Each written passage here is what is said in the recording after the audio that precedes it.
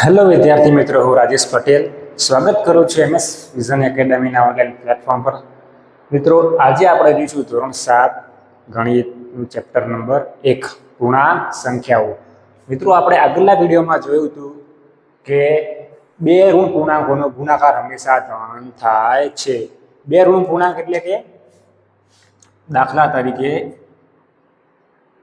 -3 ગુણ્યા -2, 3 દુ 6, પણ કેવા માઇનસ માઇનસ પ્લસ થઈ જાય ગુણાકારની અંદર. તો હવે આપણે જોઈશું 3 કે 3 થી વધુ.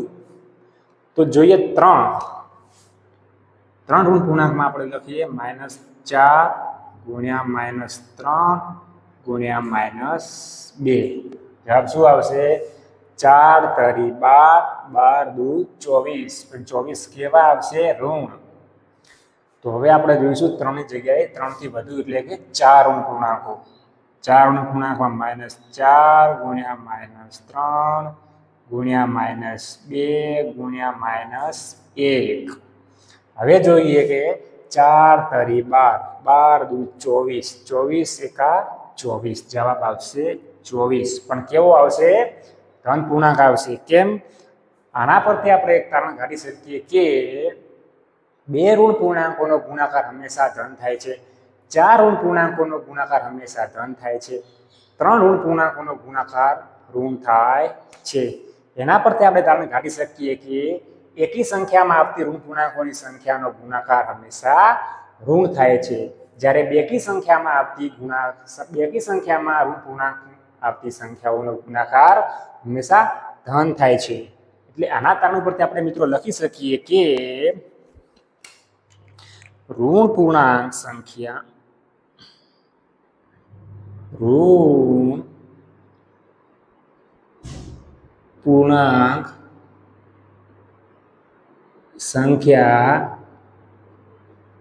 એકી હોય તો તેમનો ગુણાકાર હંમેશા ઋણ પૂર્ણાંક થાય છે.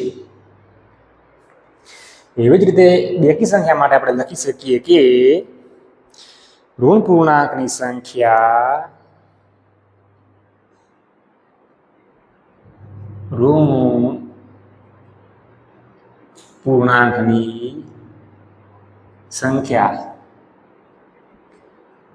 બેકી હોય તો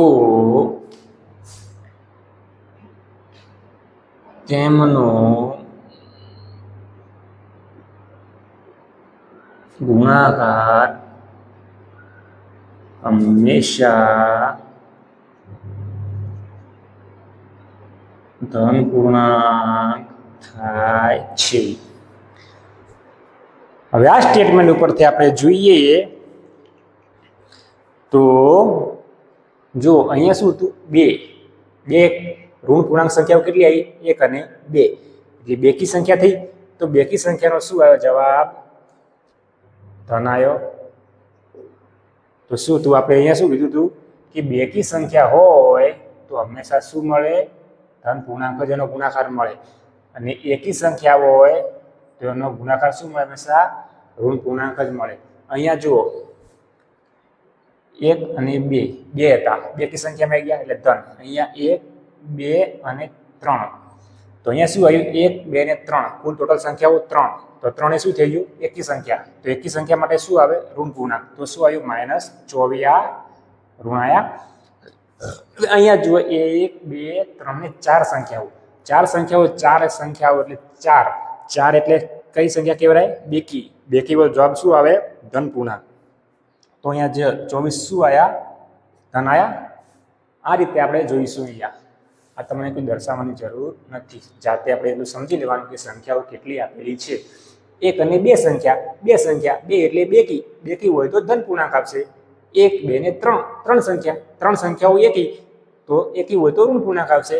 1, 2, 3 ને 4 સંખ્યાઓ, તો 4 સંખ્યાઓનો ગુણાકારમાં શું આવશે? ધન. 4 એ બેકી સંખ્યા છે. બેકી હોય તો ધન પૂર્ણાંક, એકી હોય તો ઋણ પૂર્ણાંક. સ્ટેટમેન્ટ નીચે આપેલા છે. તો હવે આપણે એક દાખલા તરીકે 2-3 ઉદાહરણ સમજીશું. હવે આપણે સમજીશું ઉદાહરણ કે 8 ઋણ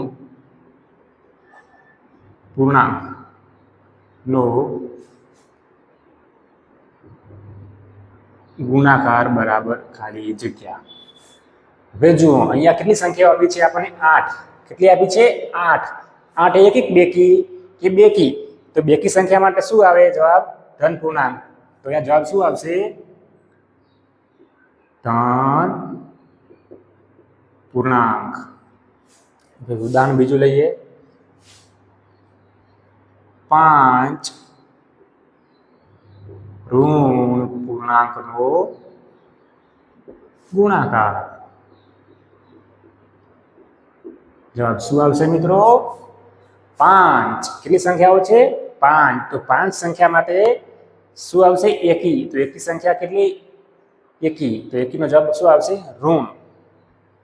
તો અહીંયા શું આવશે જવાબ? ઋણ પૂર્ણાંક. શું આવશે? ઋણ પૂર્ણાંક. હવે આપણને એટલી તો ખબર પડી જ ગઈ છે કે એકી સંખ્યા હોય તો ઋણ પૂર્ણાંક આવે છે અને બેકી સંખ્યામાં હોય તો ધન પૂર્ણાંક આવે છે. તો આપણે બે ભેગા મિક્સ કરીને એક ઉદાહરણ લઈએ. 1-2 કે 3 ઋણ પૂર્ણાંક અને 4 ધન પૂર્ણાંક. ધન પૂર્ણાંકનો ગુણાકાર. બોલો આમાં જવાબ કેટલો આવશે? હવે આપણને એટલી તો મિત્રો ખબર જ હતી કે ધન પૂર્ણાંક સંખ્યાનો ગુણાકાર હંમેશા ધન જ થાય છે. ઋણ પૂર્ણાંકના સંખ્યામાં આપણે એકી બેકી સંખ્યાઓ જોવી પડે છે. બાકી ધન પૂર્ણાંકોની સંખ્યા એક સંખ્યા હોય, 2 હોય, 3 હોય, 4 હોય, દરેક સંખ્યાનો ધન પૂર્ણાંક સાથે ગુણાકાર કરવામાં આવે તો હંમેશા જવાબ ધન પૂર્ણાંક જ આવશે. એ મિત્રો તમારે યાદ રાખી લેવાનું છે. તો આપણે જોવાનું શું રહ્યું? ફક્ત ઋણ પૂર્ણાંક જ જોવાનો રહ્યો ને. તો ઋણ પૂર્ણાંકમાં શું લખીશું? કેટલી સંખ્યા આવી? 3. 3 એ એકી સંખ્યા. એકી સંખ્યા હોય તો જવાબ શું આવશે? ઋણ પૂર્ણાંક જ આવશે. તો આનો શું જવાબ થશે? ઋણ પૂર્ણાંક. ઋણ પૂર્ણાંક અને આનો જવાબ શું થાય? ધન પૂર્ણાંક. તો ઋણ પૂર્ણાંક અને ધન પૂર્ણાંકનો ગુણાકાર ઋણ પૂર્ણાંક. તો જવાબ શું આવશે અહીંયા? ઋણ પૂર્ણાંક. અહીંયા સમજી લો કે આનો જવાબ શું થશે? આટલાનો આવશે 3 ઋણ પૂર્ણાંક સામાનો જવાબ આવશે ઋણ. આવશે કે નહીં? અને અહીંયા શું હશે? 4 ધન પૂર્ણાંક. ધન પૂર્ણાંકનો જવાબ હંમેશા ધન જ હોય. એટલે ઋણ ગુણ્યા ધન બરાબર શું થશે? ઋણ થશે કે નહીં થાય? આ જવાબ નહીં થાય.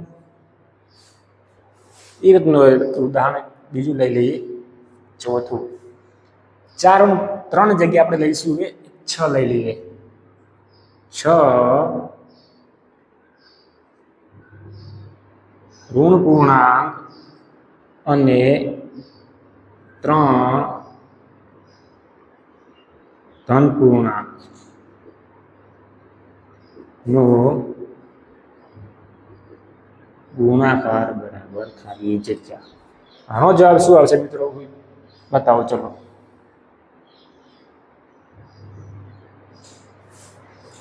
જુઓ અહીંયા શું છે? 6 ઋણ પૂર્ણાંક. આપણે ધન પૂર્ણાંક તો જોવાના જ નથી, કારણ કે ધન પૂર્ણાંકોનો ગુણાકાર હંમેશા ધન જ થાય છે. એટલે આ તો જોવાનું જ નથી. આ તો ધન સમજી જ લેવાનું. જોવાનું કયો રહ્યું? અહીંયા શું છે? 6 ઋણ પૂર્ણાંક આવી. 6 એ કઈ સંખ્યા છે? બેકી. તો બેકી સંખ્યા માટે આપણે શું લીધું હતું? ધન પૂર્ણાંક. તો આનો જવાબ ધન થઈ જશે. તો ધન આનો ધન થશે. તો ધનનો ધન સાથે ધનનો ગુણાકાર શું થશે? ધન. તો જવાબ શું આવશે અહીંયા? ધન પૂર્ણાંક. આવશે કે નહીં? અહીંયા જુઓ 6 ઋણ પૂર્ણાંક. આનો જવાબ શું થશે? ધન થઈ જશે. અને 3 ધન પૂર્ણાંક. એનો જવાબ તો ઓલરેડી ધનનો ધન જ રહેવાનો હોય. તો ધન ગુણ્યા ધન બરાબર જવાબ શું થશે? ધન પૂર્ણાંક થઈ છે. ચલો લખી દઈએ. ધન થઈ જશે. આ ધન પૂર્ણાંક મળી ગયો. ઋણમાં ધનમાં તમને તફાવતમાં ખબર પડી મિત્રો? તો અહીંયા તમારે આ ટોપિકમાં ખાલી એટલું જ જોવાનું છે કે 2 કે 2 કરતાં વધારે ઋણ પૂર્ણાંકોનો ગુણાકાર કરવામાં આવે તો હંમેશા શું જોવાનું? ઋણ પૂર્ણાંક જ જોવાના. ધન પૂર્ણાંકનો જવાબ હંમેશા ધન જ થશે. આપણે ખાલી ઋણ પૂર્ણાંક જોઈ લેવાના, ઋણ પૂર્ણાંકની સંખ્યા ચેક કરી લેવાની કે સંખ્યા કેટલી આપી છે, કે સંખ્યા 1 2 3 4 આપી છે, તો 4 એ બેકી સંખ્યા થઈ, તો બેકી સંખ્યાનો જવાબ શું આવશે? ધન. 1 2 ને 3 3 એકી સંખ્યા થઈ, તો એકી સંખ્યાનો જવાબ શું આવશે? ઋણ. પણ હંમેશા ઋણ સંખ્યા જોવી. મિત્રો જો એક ઉદાહરણ સમજી લઈએ નીચે. જો આ ટાઈપનું કોઈ ઉદાહરણ આપ્યું હોય ને તમને -3 ગુણ્યા -2 ગુણ્યા 4, તો જો અહીંયા શું છે? બે જ ઋણ પૂર્ણાંક છે અને એક ધન આવ્યો છે, તો 3 દુ 6 અને 6 ચોક 24. જવાબ શું આવશે? અહીંયા 24 આવશે. પણ કેવો આવશે? ઋણ પૂર્ણાંક કેટલા હતા? 2 જ હતા. તો બે ઋણ પૂર્ણાંક એટલે સંખ્યા બેકી, તો બેકી હોય તો જવાબ ધન થઈ જાય. તો આ બંને માઇનસ માઇનસ પ્લસ થઈ ગયા, અને આ તો પ્લસ હતા જ, એટલે 3 દુ 6 અને 6 ચોક 24. જવાબ ધન થઈ ગયો. આવું ઉદાહરણ તમે લઈને જાતે ચેક કરી લેવાનું. -3 ગુણ્યા -2 ગુણ્યા -4. હવે શું થશે? હવે 3 ઋણ પૂર્ણાંક થઈ ગયા, તો 3 ઋણ પૂર્ણાંક થયા એટલે જવાબ થઈ જશે ઋણ, એટલે -24 થઈ જશે. આ રીતનું સમજી લેવાનું. હવે વિદ્યાર્થી મિત્રો આપણે જોઈશું આગળ. શું જોઈશું? પૂર્ણાંક સંખ્યાઓ વિશે સમૃદ્ધતાનો ગુણધર્મ. આપણે મિત્રો આગળના વિડીયોમાં જોયું હતું કે પૂર્ણાંક સંખ્યાઓના સમૃદ્ધતાના ગુણધર્મમાં સરવાળા અને બાદબાકી વિશે વાત કરી હતી. આજે આપણે જોઈશું ગુણાકાર અને ભાગાકાર વિશે. તો પહેલા લખીશું ગુણાકાર અને આ બાજુ લખીશું ભાગાકાર. બંનેને આપણે તફાવત સ્વરૂપે સમજીશું એટલે જલ્દી યાદ રહે. હવે મિત્રો આપણે ગુણાકાર કરીએ. -3 ગુણ્યા -5. જવાબ શું આવશે? 5 તરી 15. 15 આવશે ને? પણ માઇનસ માઇનસ શું થઈ જશે? પ્લસ. આપણે હમણાં જોયું ને કે બે ઋણ પૂર્ણાંકોનો ગુણાકાર હંમેશા ધન થાય છે. ધન થયો ને એ રીતે શું થશે? 15. તો અહીંયા શું આવ્યું? પૂર્ણાંક સંખ્યા ગુણ્યા પૂર્ણાંક સંખ્યા બરાબર પૂર્ણાંક સંખ્યા. જવાબ પર પૂર્ણાંક સંખ્યા આવી ગયો. તો બીજા ઉદાહરણમાં લઈએ. -8 ગુણ્યા ખાલી 3 લઈ લઈએ. 8 તરી 24. 24 કેવા? માઇનસ. કેમ કે ઋણ પૂર્ણાંક સંખ્યા એક જ છે, એટલે એકી સંખ્યા હોય તો જવાબમાં શું આવશે? ઋણ આવશે. એટલે અહીંયા શું થયું? ઋણ પૂર્ણાંક ગુણ્યા ધન પૂર્ણાંક બરાબર ઋણ પૂર્ણાંક. એટલે મતલબ શું થયો? પૂર્ણાંક સંખ્યાઓનો ગુણાકાર જવાબમાં પૂર્ણાંક સંખ્યા જ આવ્યો. આવ્યો કે ના આવ્યો? એટલે ગુણાકાર માટે શું થશે? સમૃદ્ધતાનો નિયમ લાગુ પડશે કે નહીં? પડશે. કેમ કે ઋણ પૂર્ણાંક સાથેનો ગુણાકાર હંમેશા, આ પૂર્ણાંક સંખ્યાઓનો ગુણાકાર હંમેશા પૂર્ણાંક સંખ્યાઓ જ મળે છે. એટલે અહીંયા આપણે લખીશું કે ગુણાકાર માટે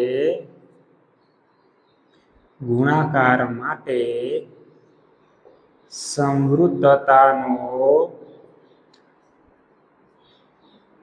ગુણધર્મ લાગુ પડે છે. એટલે તમને મેં પેલા સરવાળા અને બાદબાકી વિડીયોમાં સમજાવ્યું હતું. સમૃદ્ધતા માટે સમૃદ્ધતા એટલે શું? સમૃદ્ધતા એટલે જાતિ બદલાવી જોઈએ નહીં. ઉદાહરણ લીધું હતું ને આપણે કે મોર વત્તા મોર બરાબર મોર જ થાય. મોરનું બચ્ચું મોર જ બને, મોરનું બચ્ચું ચકલી બને નહીં. મોર વત્તા મોર બરાબર ચકલી થાય ના. તો ચકલી થતી હોય ત્યાં સમૃદ્ધતા લાગુ પડે નહીં. આપણે ગુણાકારમાં શું થાય છે? મોર વત્તા મોર બરાબર મોર જ થાય છે, એટલે સમૃદ્ધતા લાગુ પડે છે. હવે જોઈશું આપણે ભાગાકારમાં. ભાગાકારમાં જોઈશું કે -8 ભાગ્યા -2. અને આપણે અંશ છેદ સ્વરૂપે લખીએ તો -8 ભાગ્યા -2 લખાય. હવે ઉપર નીચે માઇનસ માઇનસ જતા રહ્યા એટલે પ્લસ થઈ ગયા. 8 ભાગ્યા 2 એટલે જવાબમાં શું આવશે? 4. તો અહીંયા શું થયું? પૂર્ણાંક સંખ્યા ભાગ્યા પૂર્ણાંક સંખ્યા બરાબર પૂર્ણાંક સંખ્યા. લાગુ પડ્યું? હા, અહીંયા લાગુ પડ્યું. પણ આપણે સેજ બીજું ઉદાહરણ લઈને જોઈએ કે આને ઉલટાઈ દઈએ ને, આને ઉલટાઈ દઈએ એટલે તમને સમજણ પડશે. -2 ભાગ્યા -8. હવે જોઈએ હવે શું થશે? અંશને સ્વીચ સ્વરૂપે લખી દઈએ. હવે જો માઇનસ માઇનસ તો ઉડી જશે અને ઉપર કેટલા બચશે? 1. નીચે 4. 4 દુ 8. તો છેદ ઉડશે તો શું જવાબ આવશે? 1/4. ઉડશે કે નહીં? અને આ ઉડશે 4 ગુણ્યા 2 થશે. તો 2 2 જ્યાં તો 1/4 બચ્યા કે ના બચ્યા? તો જવાબ શું આવશે? 1/4. પણ અહીં જો પૂર્ણાંક સંખ્યા ભાગ્યા પૂર્ણાંક સંખ્યા બરાબર જવાબ શું આવ્યો? પૂર્ણાંક સંખ્યા આવ્યો? ના, પૂર્ણાંક સંખ્યા જવાબ આવ્યો નહીં. આ શું થયું?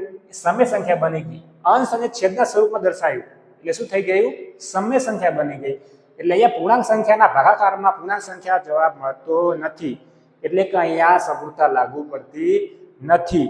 અહીંયા શું થયું? 1/4 અહીંયા તો મળી પણ અહીંયા ના મળી. એટલે દરેક દાખલામાં દરેક ભાગાકારમાં આપણને પૂર્ણાંક સંખ્યા મળતી નથી.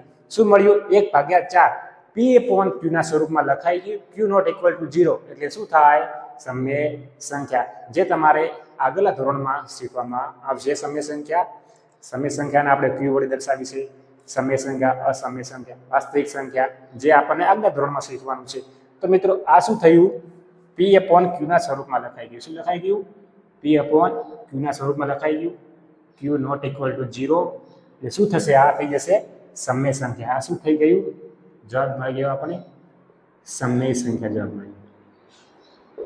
સમય સંખ્યા મીન્સ અંશ ભાગ્યા છેદ. આ સ્વરૂપે દર્શાવાય તો શું કહેવાય? સમય સંખ્યા કહેવાય. એટલે મિત્રો આપણે અહીંયા શું લખીશું કે ભાગાકાર માટે સમરૂપતાનો ગુણધર્મ લાગુ પડતો નથી. તો એ લખીશું ને. ચલો અહીંયા લઈ લઈએ. અહીંયા લખીશું ભાગાકાર માટે સમરૂપતાનો ગુણધર્મ લાગુ પડતો નથી. નથી પડતો મિત્રો.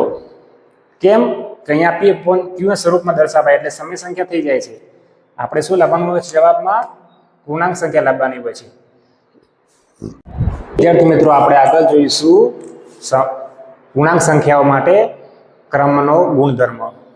પહેલા આપણે આગલા વિડીયોમાં ક્રમના ગુણધર્મ સરવાળા અને બાદબાકી વિશે જોયું હતું. આજે આપણે સમજીશું ગુણાકાર અને ભાગાકાર વિશે. તો પહેલા લખીશું ગુણાકાર, પછી લખીશું ભાગાકાર. બંનેની તફાવત સ્વરૂપે રજૂ કરીશું આપણે. તો હવે ગુણાકારમાં જોઈએ કે દાખલા તરીકે -5 ગુણ્યા -4 5 ચોક 20 પણ જવાબ કેવો આવશે? 3. હવે ક્રમ ઉલટાઈ દો. 4 ને આગળ લઈ જાઓ, 5 ને પાછળ લઈ દઈએ. તો આપણે અંક ઉલટાઈ દીધા. 4 ગુણ્યા -5 5 ચોક 20 જવાબ કેટલો આવશે? 3. અહીંયા જો આ ઉદાહરણમાં ક્રમ ઉલટાયા તો જવાબ સમાન મળ્યો. એનો મતલબ શું થયો? એનો મતલબ એ થયો કે પૂર્ણાંક સંખ્યાઓમાં ક્રમનો ગુણધર્મ ગુણાકાર માટે સમક્રમી છે. ગુણાકારના જવાબમાં કોઈ ફેર પડતો નથી, સમાન જવાબ મળે છે ક્રમ ઉલટાવાથી. એટલે શું લખીશું અહીં? ગુણાકાર માટે ક્રમનો ગુણધર્મ સમક્રમી છે. સમક્રમી એટલે કે લાગુ પડે છે. ક્રમનો ગુણધર્મ ગુણાકાર માટે લાગુ પડે છે. કેમ કે ગુણાકારમાં ક્રમ ઉલટાવાથી જવાબમાં કોઈ ફેર પડતો નથી. હવે એ નહીં, હવે ભાગાકારમાં જોઈશું કે -10 ભાગ્યા -2 અંશને છેદ સ્વરૂપે દર્શાવીએ તો 10 ભાગ્યા -2 માઇનસ જતા રહ્યા, માઇનસ જતા રહે. ઉપર અંશમાં માઇનસ હોય અને છેદમાં માઇનસ હોય તો માઇનસ ઉડી જાય. તો અહીંયા છેદ ઉડશે. જવાબ શું આવશે? 5 દુ 10. 5 દુ 10 છેદ ઉડી જશે.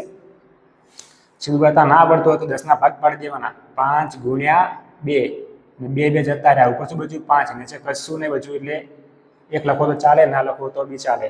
હવે જોઈશું આપણે અંકોની અદલા બદલી કરી દઈએ એટલે ક્રમ ઉલટાઈ દઈએ. -2 ને આગળ લઈએ અને -10 ને પાછળ લઈ જઈએ. તો અહીંયા જોઈશું -2 ભાગ્યા -10. હવે આને અંશ અને છેદ સ્વરૂપે દર્શાવીએ તો -2 ભાગ્યા -10. અહીંયા પણ એ રીતના છેદ ઉડાડો તો નીચે 5 બચશે એટલે 1 ભાગ્યા 5 જવાબ આવ્યો. અહીંયા જુઓ ક્રમનો નિયમ અહીંયા લાગુ પડતો નથી. ક્રમનો નિયમ લાગુ પડીએ તો જવાબ બદલાઈ જાય છે. એટલે અહીંયા શું લખીશું? ભાગાકાર માટે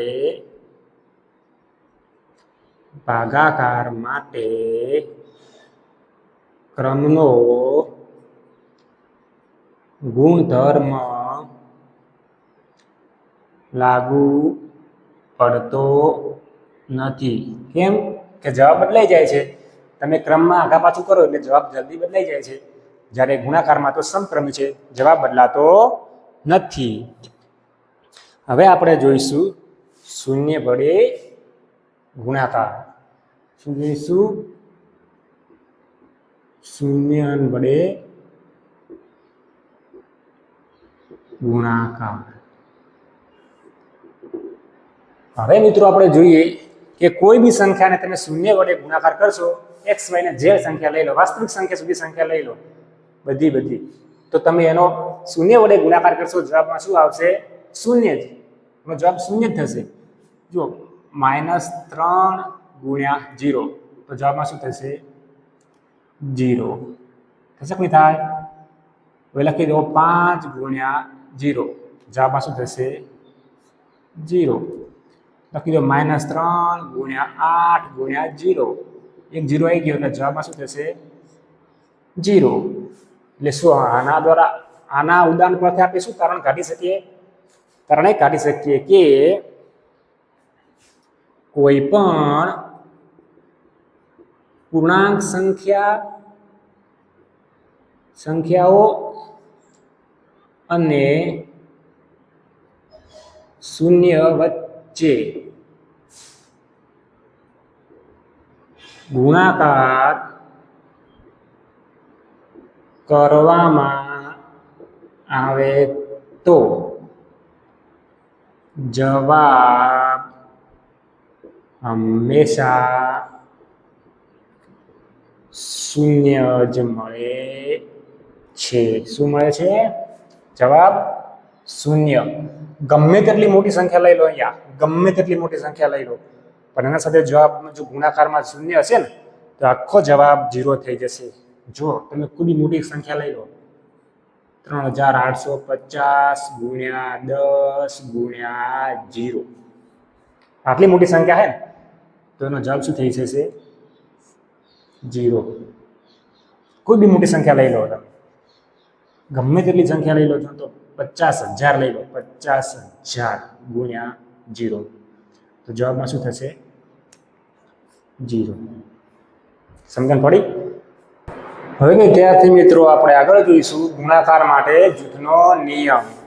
તો ગુણાકારના જૂથના નિયમમાં આપણે જોઈશું કે દાખલા તરીકે -3 ગુણ્યા 4 એનો જૂથ કરી દઈશું ગુણ્યા 2 તો જવાબ શું થશે?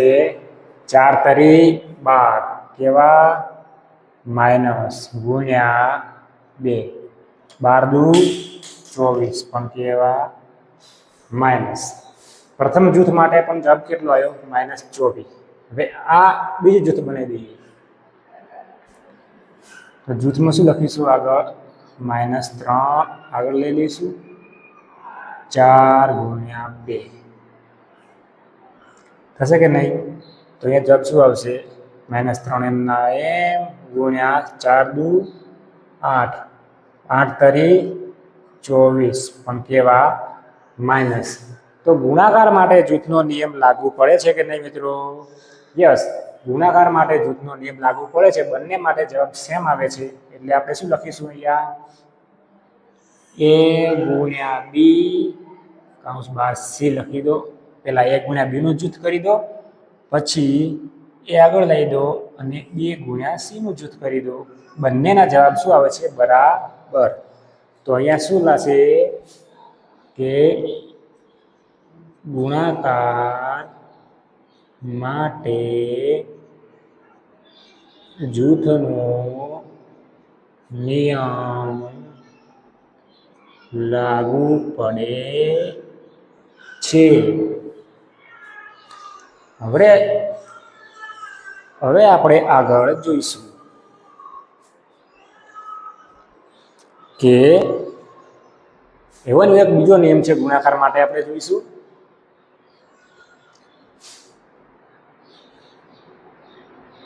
ગુણાકાર માટે વિભાજનનો નિયમ. વિભાજનના નિયમમાં શું થશે? ગુણાકાર કરવાની રીતમાં સરળતા આવે છે. તો આપણે આવું એક ઉદાહરણ લઈ લઈએ. ઉદાહરણ નંબર 1, 8 ગુણ્યા 12.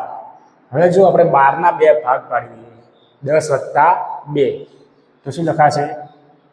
8 ગુણ્યા 10 વત્તા 2 લખાશે. આ શું થયું? વિભાજન થયું. 10 ના ભાગ પાડ્યા. હવે 10 ને આપણે 8 ને 10 વડે ગુણીશું વત્તા 8 ને 2 વડે પણ ગુણીશું. અહીંયા વિભાજન થશે 8 ગુણ્યા 10 બરાબર.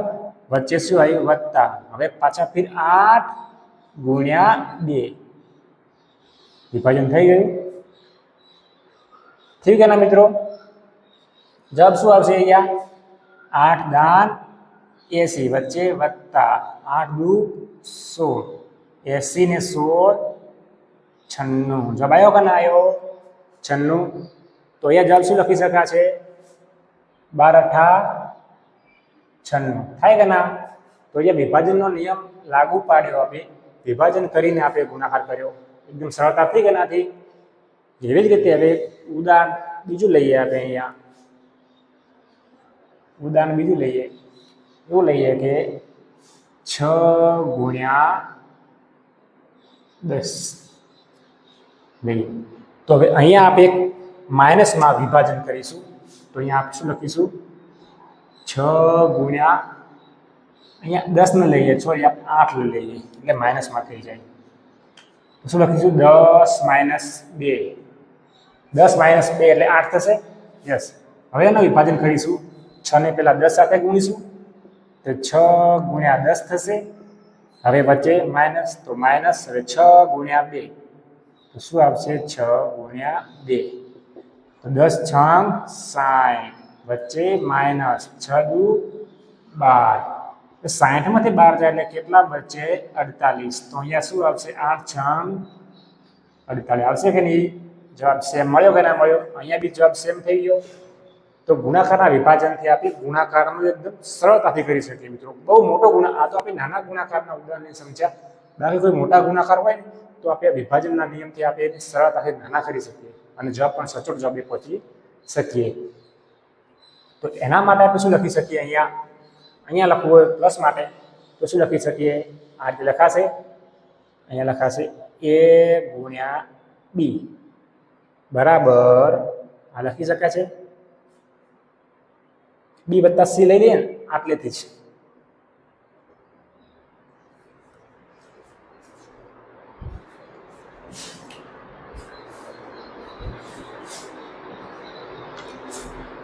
તો મિત્રો હવે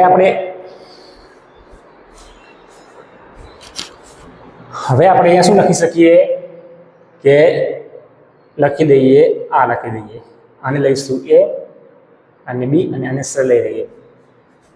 તો a ગુણ્યા b વત્તા c આવું હોય તો a ને b સાથે ગુણાકાર થાય એટલે a ગુણ્યા b પણ બને, વચ્ચે પ્લસના પ્લસ, અને એનો c સાથે પણ ગુણાકાર થાય એટલે a ગુણ્યા c થાય કે ના? આ સૂત્ર લાગુ પડે કે ના? આપણે આ વચ્ચે સરવાળા માટે ગુણાકારનું વિભાજન થયું કે ના થયું? તો એવી જ રીતે અહીંયા વચ્ચે શું છે? બાદબાકી. તો આપણે અહીંયા શું લઈશું? બાદબાકી લઈશું. તો અહીંયા શું થશે? a ગુણ્યા b માઇનસ c થશે કે નહીં થાય? તો અહીંયા શું થશે? એનો ગુણાકાર b સાથે કરીશું એટલે a ગુણ્યા b કરીશું, વચ્ચે માઇનસ. એનો ગુણાકાર c સાથે કરીશું એટલે a ગુણ્યા c. થયું કે ના થયું? માઇનસ. આ રીતનું લાગુ થઈ ગયું કે ના થઈ ગયું? સીધું આપણે આટલેથી પકડો. પેલો પાર્ટ આ થઈ ગયો, બીજો પાર્ટ આ થઈ ગયો. આ ડાબા બરાબર જવાબ સેમ ટુ સેમ જવાબ આવે છે. થયું કે ના થયું? અહીંયા બી જોઈ લો તમે. પેલો પાર્ટ આ થઈ ગયો, આ બીજો ભાગ છે આ થઈ ગયો. આ જોઈ લો. આ ડાબા બરાબર જબા, મને લઈ લો આ ભાગ લઈ લો ડાબા, આ લઈ લો જબા, અહીંયા મૂકી દો, અહીંયા મૂકી દો, સેમ ટુ સેમ પ્રોસેસ થઈ ગઈ. અહીંયા પણ ડાબા જબા થઈ જશે એ રીતનું. અહીંયા આવશે ડાબા, આ થશે જબા, મૂકી દો અહીંયા ડાબી બાજુ જમણી બાજુ, સેમ ટુ સેમ. એટલે ગુણાકારના વિભાજનના નિયમથી આપણે એક બહુ મોટો ગુણાકાર આપણે સરળતાથી કરી શકીએ છીએ. મિત્રો આપણે આગળ જોઈશું ગુણાકારનો તટસ્થ સંખ્યા. ગુણાકારની તટસ્થ સંખ્યા કેટલી હોય મિત્રો? શું આવશે જવાબમાં? 1. તમે કોઈ બી ગુણાકાર લઈ લો, -3 ગુણ્યા 1, જવાબ શું આવશે? -3. 8 ગુણ્યા 1, જવાબ શું આવશે? 8. -9 ગુણ્યા -3 ગુણ્યા 1, જવાબ શું આવશે? 9 તરી 27, પણ કેવો? 3. બે સંખ્યાઓ ઋણ છે એટલે જવાબ થશે 3. તમે એક સાથે કોઈ બી સંખ્યા ગુણો, જવાબ હંમેશા 1 જ આવશે, 0 સિવાય. 0 સાથે ગુણાકાર 1 નો કરશો તો જવાબ થઈ જશે 0. પણ આપણે કોઈ બી એક 0 કરતાં મોટી સંખ્યાનો 1 સાથે ગુણાકાર કરીશું તો તે જવાબ પોતે સંખ્યા જ બનશે. માટે ગુણાકારની તટસ્થ સંખ્યા કેટલી છે? 1. 1 એ ગુણાકાર માટે તટસ્થ સંખ્યા છે. તમે 1 ગુણ્યા -10 લખશો તો જવાબ -10 સંખ્યા પોતે જ આવશે. એટલે એનો મતલબ શું થશે? a ગુણ્યા a કરો, a ગુણ્યા 1 કરો, જવાબ પોતે જ આવશે સંખ્યા a. એનો મતલબ શું થયો? એકની તમે a સાથે ગુણો કે એને 1 સાથે ગુણો, જવાબ પોતે સંખ્યા a જ આવશે.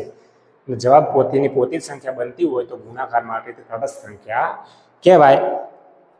તો હવે આપણે શું લખીશું? એવી આપણે ભાગાકાર માટે પણ ચેક કરી લઈએ.